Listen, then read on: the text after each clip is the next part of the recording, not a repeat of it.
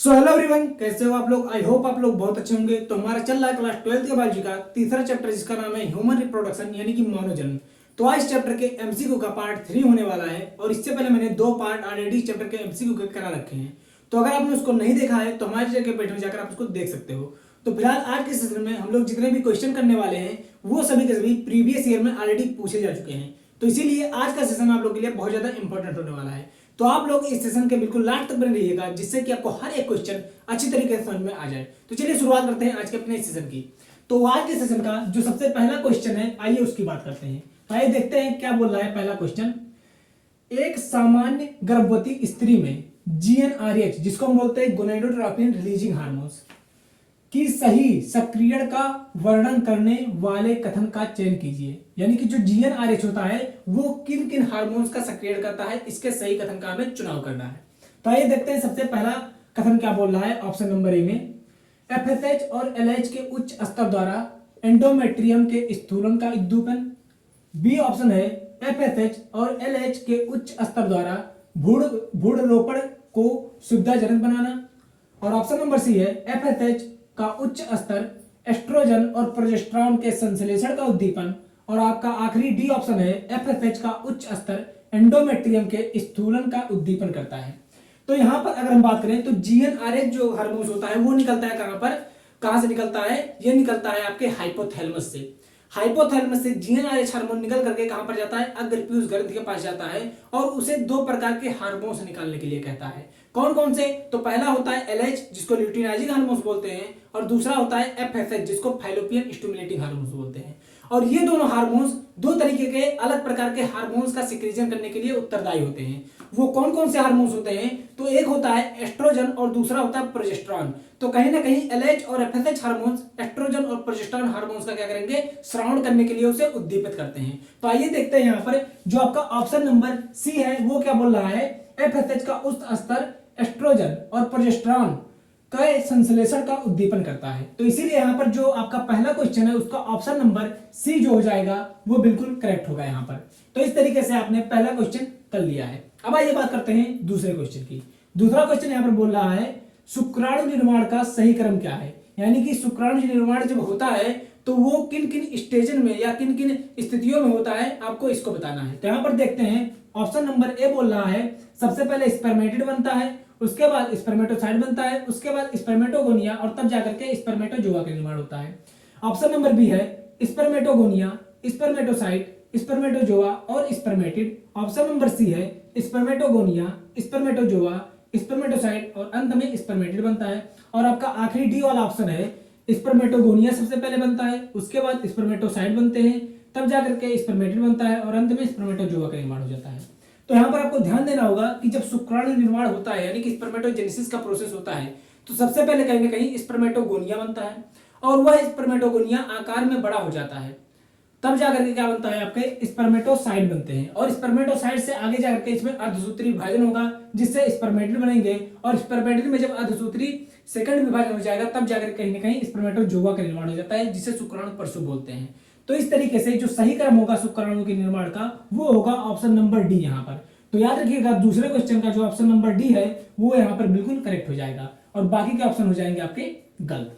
अब आइए बात करते हैं तीसरे क्वेश्चन की। तीसरा क्वेश्चन बोल रहा है निम्न में से कौन सा कार्य प्लेसेंटा का नहीं है। यानी कि यहाँ पर 4 ऑप्शन दे रखे हैं, इनमें से आपको बताना है कि कौन सा एक ऐसा कार्य है जो प्लेसेंटा नहीं करता है। तो देखते हैं यहाँ पर ऑप्शन नंबर ए है आपका भ्रूण को ऑक्सीजन और पोषक उपलब्ध कराने में मदद करता है। तो ये प्लेसेंटा का कार्य है, तो ये कार्य प्लेसेंटा करता है, तो इसीलिए यह इसका सही ऑप्शन नहीं होगा।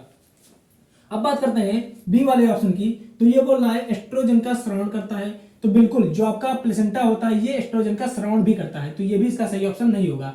हमसे पूछा है कि प्लेसेंटा कौन सा कार्य नहीं करता है, तो यहाँ पर ये 2 कार्य तो करता है, इसीलिए यह यहाँ पर सही आंसर नहीं होगा। अब बात करते हैं तीसरे ऑप्शन सी की। भ्रूण से कार्बन डाइऑक्साइड एवं व्यर्थ पदार्थ को बाहर निकालता है। तो बिल्कुल यह भ्रूण जो विकसित हो रहा होता है उससे उत्सर्जित पदार्थों का निष्कासन करने में भी योगदान देता है, तो ये भी कार्य प्लेसेंटा करता है, इसलिए यह भी इसका सही आंसर नहीं होगा। अब आखिरी आपका बचा है डी वाला ऑप्शन प्रसव के समय ऑक्सीटोसिन का श्रवण करता है। तो याद रखिएगा ऑक्सीटोसिन हार्मोन्स का श्रवण प्लेसेंटा नहीं करता है बल्कि पीयूष ग्रंथि करता है। तो यहाँ पर यह कथन सही नहीं है प्लेसेंटा के लिए। तो इसीलिए तीसरे क्वेश्चन का जो ऑप्शन नंबर डी होगा वो यहाँ पर बिल्कुल करेक्ट हो जाएगा। अब आइए बात करते हैं हम चौथे क्वेश्चन की। चौथा क्वेश्चन बोल रहा है स्तनीय शुक्राणु की जीवन क्षमता के विषय में कौन सा कथन सत्य है। यानी कि जो स्तनधारी होते हैं उनमें जो शुक्राणु की जीवन क्षमता होती है उसके विषय में कौन सा कथन यहाँ पर सही है। या बोल सकते हो एक जो शुक्राणु होता है स्तनधारियों में वह कितने समय तक जीवित रहता है, इसकी यहाँ पर बात की जा रही है। तो देखते हैं यहाँ पर ऑप्शन नंबर ए है यहाँ पर शुक्राणु का संधारण एवं गांठे निलंबक के भीतर होना चाहिए। दूसरा आपका पूछ रहा है ऑप्शन नंबर बी शुक्राणु की जीवन क्षमता उसकी गतिशीलता द्वारा निर्धारित होती है। या ऑप्शन नंबर सी है आपका यहाँ पर शुक्राणु 24 घंटे तक जीवित क्षम बना रहता है, यानी कि जो शुक्राणु होता है वो 24 घंटे तक ही जीवित रहता है। और ऑप्शन नंबर डी है शुक्राणु की उत्तरजीविता माध्यम की पीएच पर निर्भर होती है और क्षारीय माध्यम में वह सक्रिय बना रहता है। तो यहाँ पर आपको एक बात मालूम होना चाहिए कि जो शुक्राणु होता है वह इजैकुलेशन के बाद 24 घंटे तक ही जीवित रहता है। तो इसीलिए यहाँ पर जो आपका ऑप्शन नंबर सी है चौथे क्वेश्चन का वो यहाँ पर एकदम करेक्ट हो जाएगा और बाकी के ऑप्शन हो जाएंगे गलत। क्योंकि शुक्राणु जो होता है जब कॉपुलेशन प्रोसेस द्वारा एक मेल शुक्राणु का इजैकुलेशन कर देता है फीमेल के रिप्रोडक्टिव पार्ट पर, तो वहां पर वो 24 घंटे तक ही जीवित रहता है। तो इसीलिए यहाँ पर ऑप्शन नंबर सी आपका बिल्कुल करेक्ट है। अब आइए बात करते हैं यहाँ पर पांचवें क्वेश्चन की। पांचवा क्वेश्चन बोल रहा है कौन से दिन सामान्य मानों में रजो चक्र में एलएच स्राव तीव्र होता है। यानी कि यहाँ पर जो मेंस्ट्रुअल साइकिल का पूरा पीरियड होता है 28 डेज का, उसमें बताना है कि कौन से दिन जो एलएच का लेवल होता है वो काफी ज्यादा तीव्र होता है या एलएच बहुत ज्यादा स्रावित होता है, कौन से दिन में। तो याद रखिएगा यहाँ पर 4 ऑप्शन दे रखे हैं। पहला ऑप्शन है आपका ए 11वें दिन पर, ऑप्शन नंबर बी है 14वें दिन पर, ऑप्शन नंबर सी है 5वें दिन पर या ऑप्शन नंबर डी है 20वें दिन पर। तो आपको मालूम होना चाहिए कि 14वें दिन पर क्या होता है, ओव्यूलेशन होता है, यानी कि अंडोत्सर्ग होता है। कहीं ना कहीं ग्राफियन फॉलिकल को तोड़ करके सेकेंडरी ओसाइट बाहर निकलता है। तो इसी समय पर क्या होता है जो एलएच का लेवल होता है काफी ज्यादा उच्च हो जाता है और इसी को बोलते हैं एलएच सर्ज, यानी कि एलएच हार्मोन्स का लेवल बहुत ज्यादा उच्च हो जाना। तो यहां पर जो इसका सही आंसर होगा वो होगा ऑप्शन नंबर बी। तो याद रखिएगा जो आपका पांचवा क्वेश्चन है उसका ऑप्शन नंबर बी सही है और बाकी के ऑप्शन हो जाएंगे आपके गलत। अब आइए बात करते हैं छठवें क्वेश्चन की। तो यहां पर छठवां क्वेश्चन देखिए क्या बोल रहा है, सही जोड़े का चुनाव कीजिए। यहां पर कुछ जोड़े दे रखे हैं, आपको बताना है कि इनमें से कौन सा सही मिलाया गया है। ऑप्शन नंबर ए है आपका मोरुला, जिसको हम तूतक बोलते हैं हिंदी में, उसको मिलाया गया है फैलोपी नलिका के मध्य भाग में, यानी कि जो मोरुला होता है वो फैलोपी नलिका के मध्य भाग में पाया जाता है। बी वाला बोल रहा है ब्लास्टुला, जिसको हम कोरक बोलते हैं, यह फैलोपियन नलिका के अंतिम भाग में मिलता है। आपका सी ऑप्शन है ब्लास्टोसिस्ट, जिसको कोरक पुटी बोलते हैं, यह गर्भाशय के अंतःभित्ति पर रोपित होता है। और ऑप्शन नंबर डी है 8 कोशिकीय मोरुला, जिसको हम तूतक बोलते हैं हिंदी में, वो फैलोपियन नलिका के आरंभ बिंदु पर होता है। तो यहाँ पर आपको मालूम होना चाहिए कि जो ब्लास्टोसिस्ट या कोरक पुटी है वो किससे मिलाया गया है, गर्भाशय भित्ति में रोपण से। तो यहाँ पर जो आपका सी वाला ऑप्शन है ये बिल्कुल करेक्ट हो जाएगा। क्यों? क्योंकि आपको मालूम होना चाहिए कि जो ब्लास्टोसिस्ट होता है या कोरक पुटी होता है, जब यह कहां पहुंचता है, गर्भाशय के अंतःभित्ति के पास पहुंचता है, तो इसकी अंतःभित्ति से चारों तरफ से घेर लेती है। इसी को बोलते हैं क्या, भ्रूण का रोपण होना, यानी कि इम्प्लांटेशन होना गर्भाशय के अंतःभित्ति पर। तो इसीलिए यहाँ पर जो आपका छठवां क्वेश्चन है उसका ऑप्शन नंबर सी एकदम करेक्ट हो जाएगा। अब आइए बात करते हैं सातवें क्वेश्चन की। सातवां क्वेश्चन यहाँ पर बोल रहा है मानव आवर्त चक्र में पाई जाने वाली श्रावण प्रावस्था, जिसको हम सिक्रेटरी फेज बोलते हैं, यह नाम भी दिया जाता है और कितने दिनों तक होता है। यानी कि जो आप में मानव में आर्तचक्र होता है उसमें जो श्रावण अवस्था होती है उसको और किस नाम से जाना जाता है और यह कितने दिनों तक का होता है। तो यहाँ पर देखेंगे ऑप्शन नंबर ए है पीत पिंडक प्रावस्था के नाम से जानते हैं और यह अंतिम लगभग 6 दिनों तक होता है। ऑप्शन नंबर बी है पुटक प्रावस्था के नाम से जानते हैं और यह अंतिम लगभग 6 दिनों का होता है। ऑप्शन नंबर सी है पुटक प्रावस्था के नाम से जानते हैं और यह अंतिम लगभग 13 दिनों का होता है। और आपका डी वाला ऑप्शन है पीत पिंडक प्रावस्था के नाम से जानते हैं और यह अंतिम लगभग 13 दिनों का होता है। तो मैंने आपको जब मेंस्ट्रुअल साइकिल बता रहा था तो वहां पर मैंने आपको बताया था कि जो श्रावण प्रावस्था होती है, सिक्रेटरी फेज होता है, उसको हम क्या बोलते हैं, पीत पिंडक प्रावस्था भी बोलते हैं। क्या बोलते हैं, पीत पिंडक प्रावस्था बोलते हैं और यह अंतिम 13वें दिन तक होता है। तो इसीलिए यहाँ पर जो आपका सातवां क्वेश्चन है उसका ऑप्शन नंबर डी एकदम करेक्ट हो जाएगा और बाकी के ऑप्शन हो जाएंगे गलत। तो इसलिए याद रखिएगा कि श्रावण अवस्था को हम क्या बोलते हैं, पीत पिंडक अवस्था बोलते हैं और यह कितने दिनों का होता है, यह अंतिम लगभग 13 दिनों तक रहता है। अब आइए बात करते हैं 8वें क्वेश्चन की। 8वां क्वेश्चन बोल रहा है मानव में निषेचन के दौरान क्या होता है। जब कई शुक्राणु अंडाणु के बिल्कुल नजदीक पहुंचते हैं। यानी कि जब मानव में निषेचन की प्रक्रिया होती है और ढेर सारे शुक्राणु अंडाणु के काफी समीप पहुंच जाते हैं तो उसमें क्या होता है। तो देखते हैं यहाँ पर ऑप्शन नंबर ए है, केवल 2 शुक्राणु अंडाणु के पास जोना पेलुसिडा को भेजते हैं।